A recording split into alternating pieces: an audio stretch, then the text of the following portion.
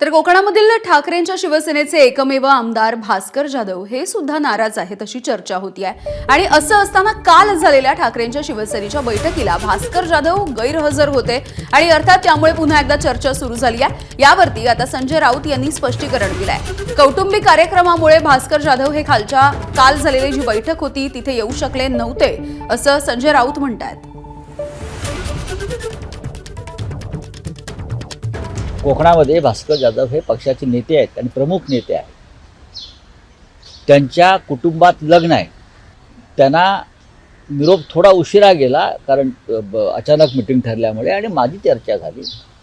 त्यांच्या कुटुंबात लग्न असल्यामुळे आणि जवळच्या नातेवाईकात लग्न असल्यामुळे ते गुहागरला थांबलेले आहेत।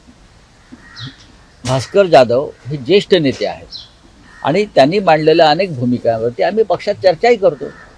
आमच्या पक्षात लोकशाही आहे तेवढी।